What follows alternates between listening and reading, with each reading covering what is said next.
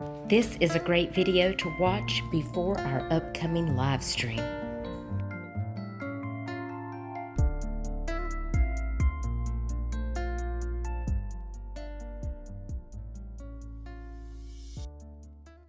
Because sometimes you just have to let go and move on for a little bit. It's never out of your mind.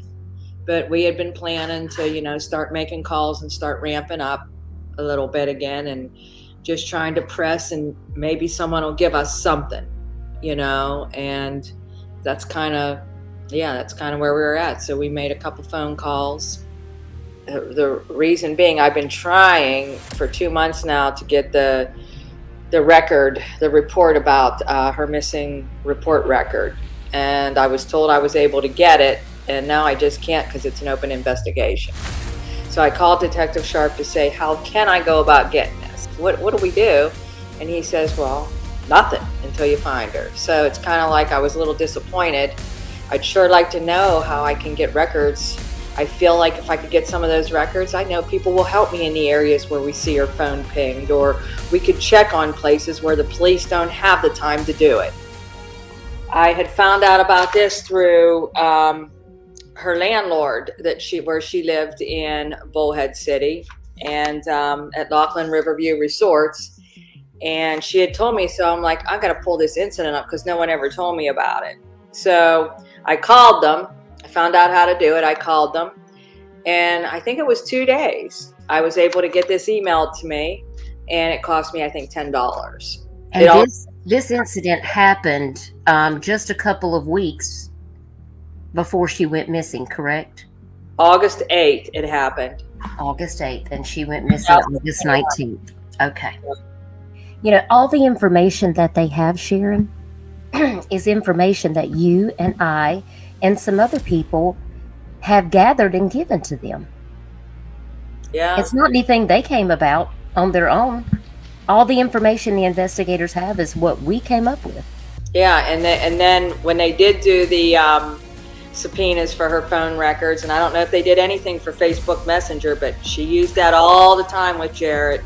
He sent me stuff that would be full of information. So if they've got those and they got the phone records, that's something I don't have. But we kept, they knew that they would be able to get that stuff, and the Greyhound Bus. But a lot of the information, you're right, we gave to them. I mean, about the stealing of the money, about selling of the food stamps, about Jarrett gave me stuff himself that they wrote amongst each other, whether it was true or not. We gave him information about everything on the Facebook. Hey, she has this video, but there's no way she was there. You're showing she was never there. We know she wasn't there. How can this be justified? Look up her Facebook. Where are the IP addresses? Where is this all coming from? I mean, we've given, there was a guy at where she was staying at Laughlin Riverview Resorts. His name was Kevin. He was supposed to call me. He had information. It was her neighbor. I don't think anyone followed through with it. And unfortunately, he didn't call me back. And I was really hopeful because that was Armena, the lady that took care of the place. And it was Amber's, who she rented, the manager.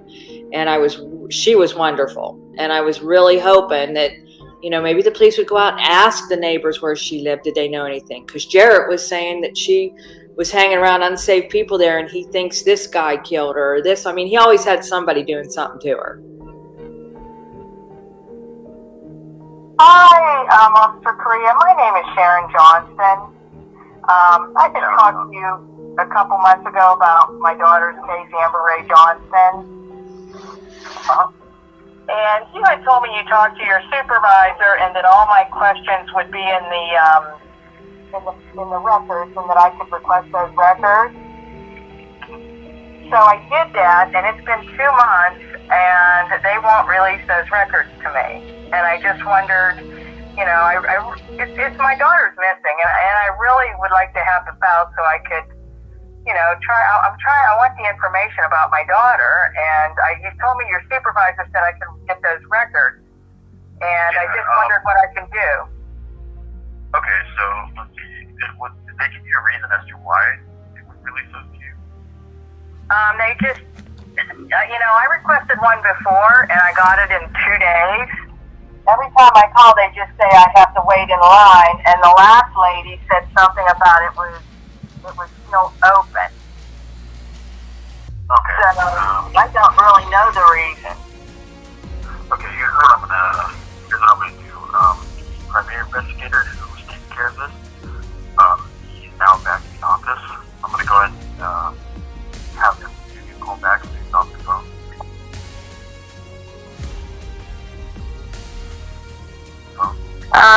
Well, I was talking with Officer Korea and his supervisor a couple months ago, and I want a copy of the case record. But they won't release it to me, and I just wondered why they won't release that to me. Because it's still active. So, they're not going to release an open investigation to you. Okay, so if it's open and active, as someone, I mean, I don't know why your supervisor told me to get it. I just had some questions, and he said that's what they told me to do. Oh, then if they told you that, then you just have to do a copy through our records. Well, I did, and they said they wouldn't release it to me. Okay, I don't. There's something that they know that I don't. I just know we usually don't release active investigations because they're still active. They're still okay. So when does this become inactive? I mean, as soon as she's found, it's going to stay open until the day she's found. I could never get my files on trying to find my daughter. Is that what you're saying? I mean, I don't think that's kind of fair. It may not be fair, but we just don't release active investigations because people get a hold of them and start doing things that they shouldn't. Okay, let's stop right there. What is he implying? That we might actually go out and be able to find your daughter, Sharon? Maybe we're going to see the flaws that they didn't actively investigate the clues or the facts. I don't know.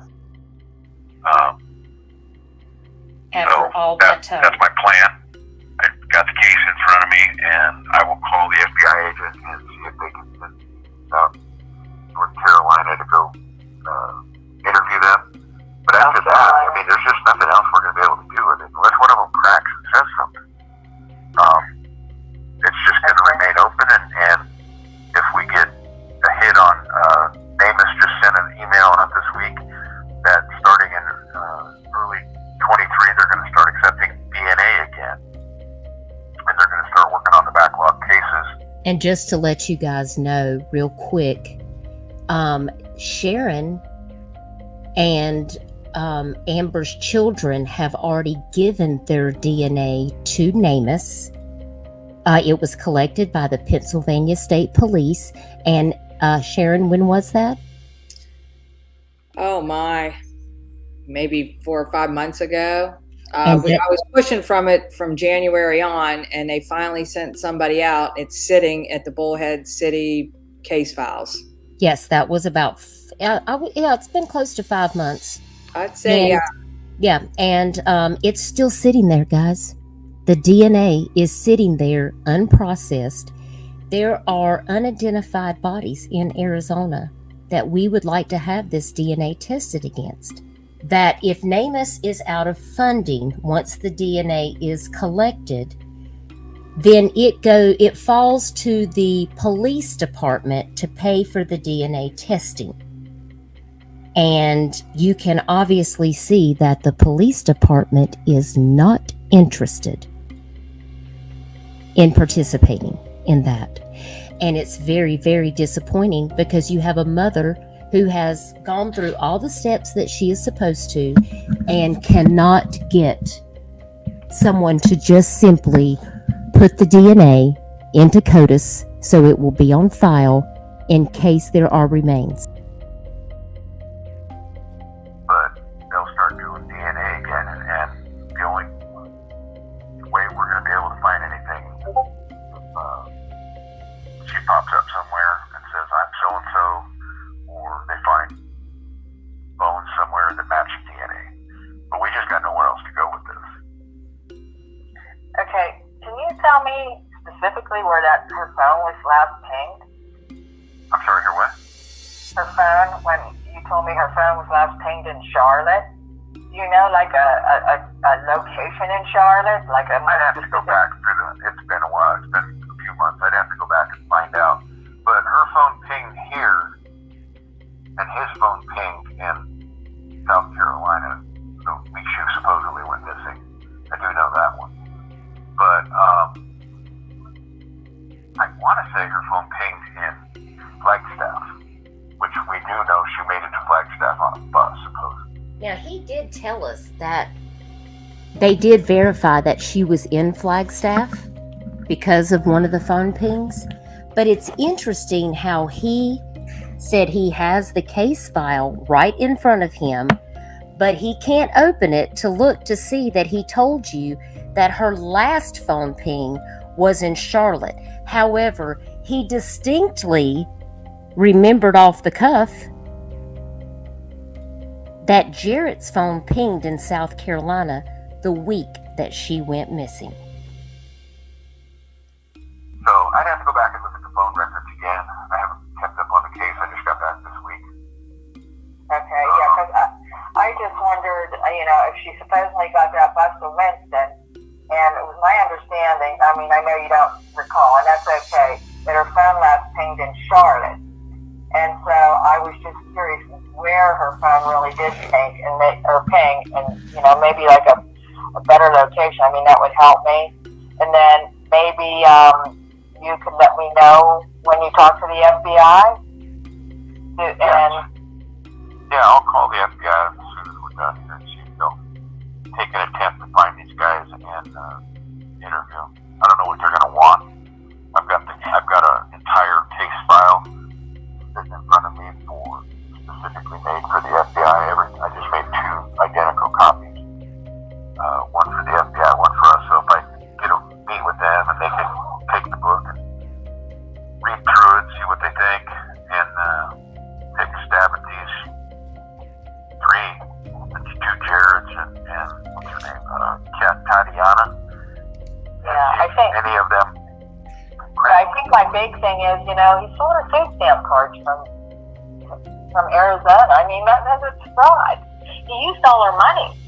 If she's not around, she didn't give him that. I mean, isn't that something for the FBI? Well, then, you know what? That's why she should have been. That's the problem.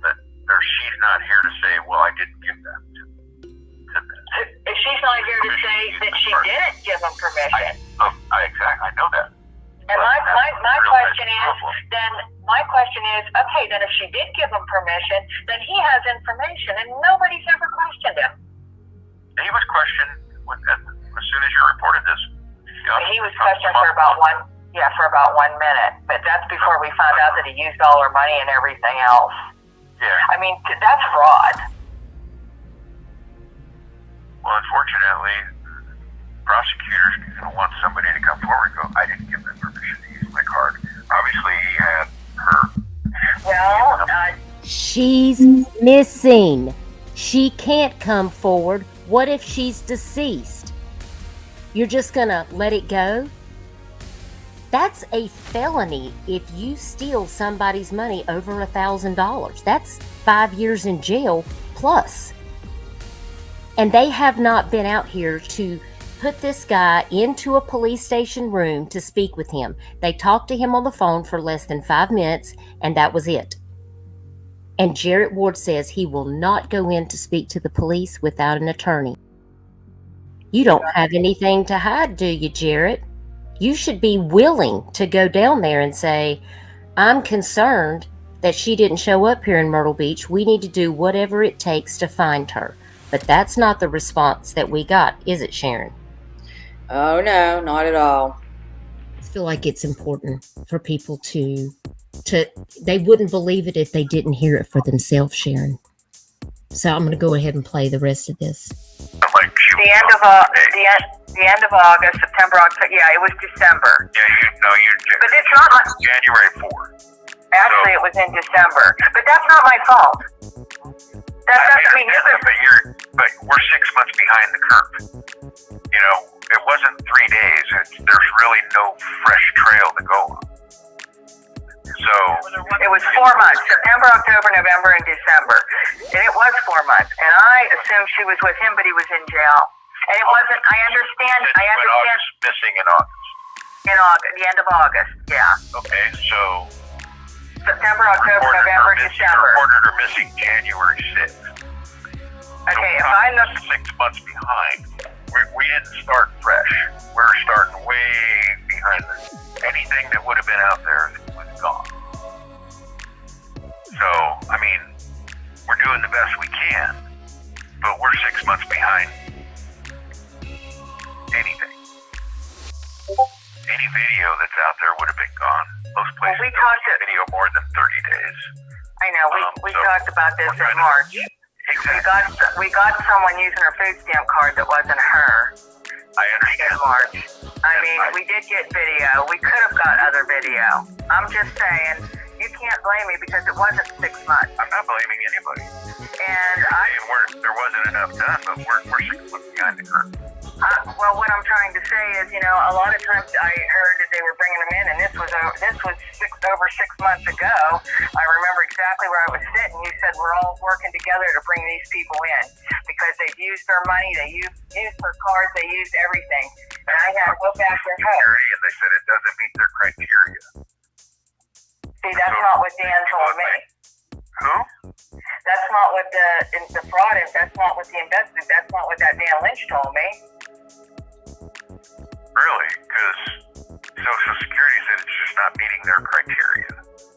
Not to mention, I don't think it was it Social Security card or was it her Arizona food stamp card? It was both. They were both. Her Arizona food stamp card was sold, and they admitted it. If that was the case, then why didn't Dan Lynch? Dan Lynch was for Social Security. And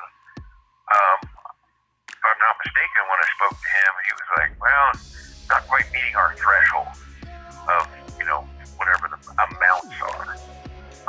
But if that's the case, then we can at least get Social Security investigations to go talk to them. The FBI won't.